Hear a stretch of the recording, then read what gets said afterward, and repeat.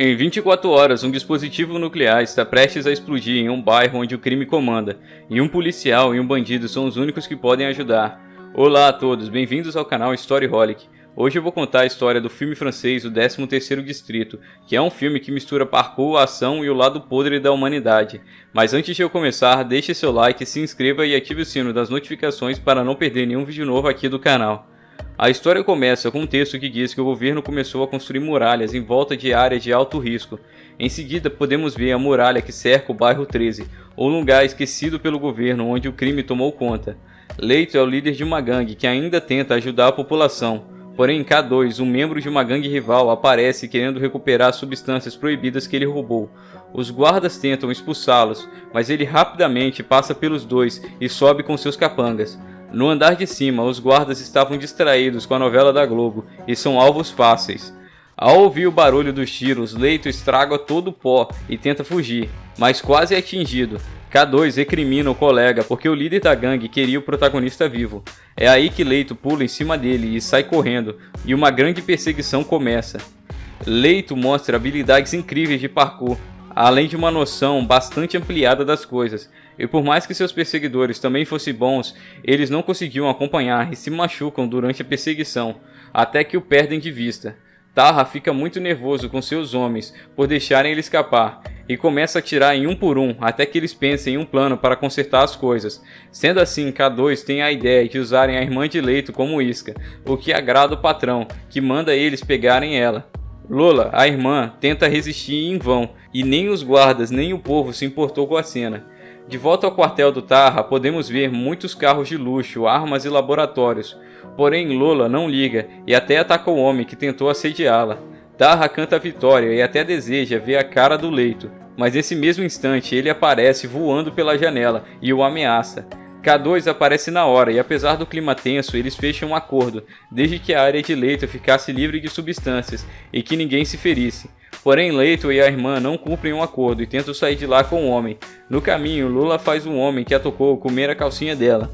Na garagem, eles roubam o carro mais blindado do mundo, e os guardas até esquecem que o chefe deles estava lá dentro.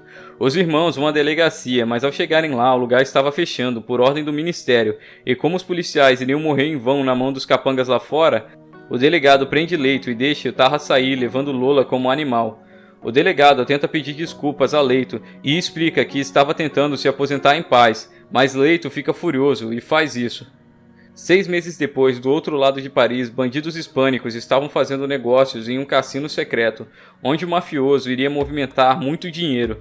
Porém, eles percebem pelas câmeras que a polícia estava prestes a fazer uma batida. O líder do local suspeita de que foi traído e atira em um dos seus subordinados. Damian, um capitão da polícia que estava disfarçado, dá voz de prisão após a cena. Ele manda todos deixarem a sala e dá início à operação.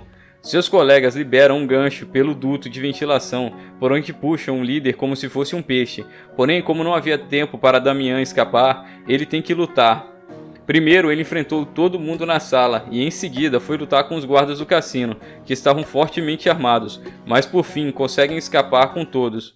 Após o sucesso da missão, ele rapidamente foi recrutado para outra, ainda mais perigosa. O coronel explica que um carro forte estava transportando secretamente um dispositivo nuclear, que foi roubado e levado até o bairro 13, porém teve seu cronômetro acionado acidentalmente. O capitão fica relutante em aceitar a missão, mas eles garantem que ele vai trabalhar com o Leito, que será seu guia, porém o mesmo ainda não sabe o que está acontecendo. Damian então decide se passar por prisioneiro durante a transferência de presídio, e para ganhar a confiança de Leito ele inventa uma história de vingança contra Tarra, e conta tudo para Leito que o bandido tem feito com Lola. Em seguida ele escapa das correntes e se livra dos guardas. Juntos eles seguem para o bairro 13, porém Leito não acreditou em nada e já havia desenvolvido um ódio pelos policiais. Ele ameaça Damian e o faz avançar sobre os portões da muralha, porém os tiros da polícia fazem o caminhão perder a direção e acerta o carro do outro bandido. Depois disso, Leito abandona Damian e o deixa lidando com os bandidos, porém ele é bastante rápido e consegue escapar por pouco. No quartel de Tarra, vemos que ele mantém Lola dopada em uma coleira, e K2 aparece para avisar que Leito fugiu. Tarra então manda eles se prepararem, porém o que ele não sabia é que Leito já estava prestes a invadir, contudo é impedido por Damian, que o algema em um cano. Eles então têm uma discussão sobre valores e Damian o convence sobre a bomba. Apesar de serem completos opostos, eles fazem um voto de confiança. Leito então liga para Tarra e diz que querem fazer um trato sobre a bomba. Damian odeia o plano, mas Leito garante que a curiosidade de Tarra era a única vantagem que eles tinham para explorar. Eles são levados pelos capangas na presença do líder, que pede 20 milhões pela bomba ou iria mandar um míssil para a parte mais nobre da cidade, e para piorar, ele havia prendido Lola no dispositivo. Damian tenta conseguir o dinheiro com o governo, mas eles dizem não, e para ele resolver de outra forma. Ele então finge que o pagamento foi feito, e Tarra ordena que eles esperem ali até o banco abrir para eles poderem confirmar o pagamento.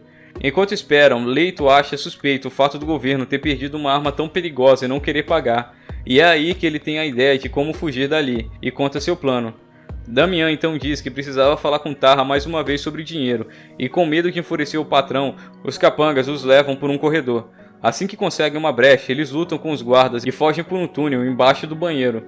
Ao descobrir o ocorrido, Tarra atira em seu capanga, e depois de ver que nenhum dinheiro caiu em sua conta, ele decide detonar um míssil. Porém, seu contador o para e diz que o governo não só não pagou, como limpou todas as contas do mafioso, com uma espécie de mágica, e vai embora chocado. Ao ouvirem isso, os capangas questionam sobre como vão receber seus salários e atiram em Tarra agora que ele estava sem dinheiro.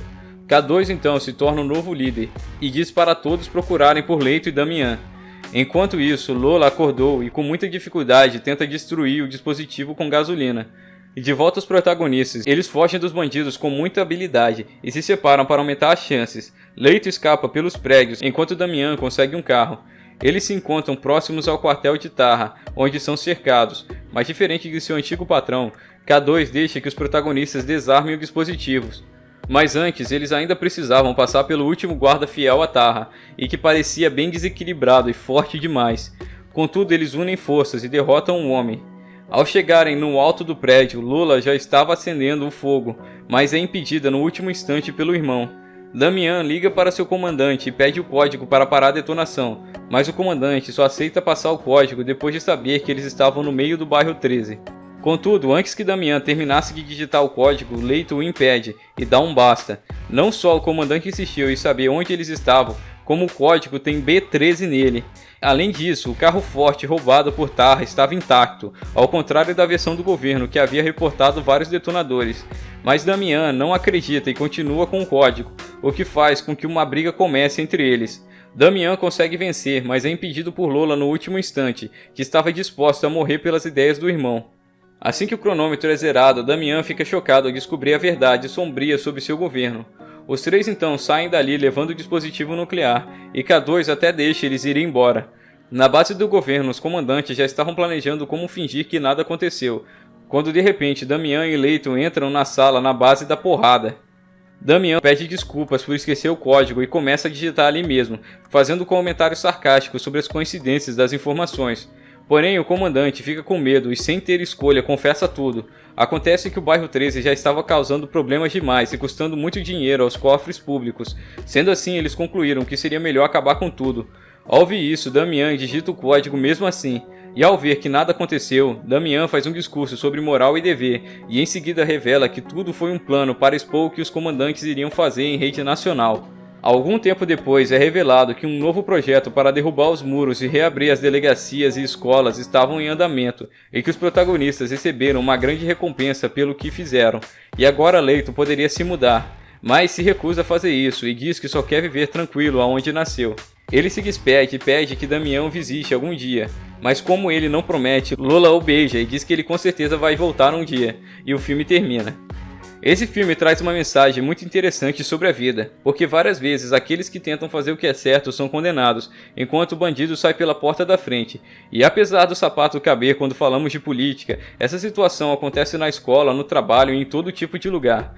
Outra coisa muito interessante é que temos uma antítese com os protagonistas. Um deles segue regras e valores à risca e acredita fielmente no sistema, enquanto o outro representa o outro lado, mas ainda assim os valores dele estão intactos. E no final eles formam a dupla perfeita. Parece mesmo que os opostos se atraem, não é mesmo?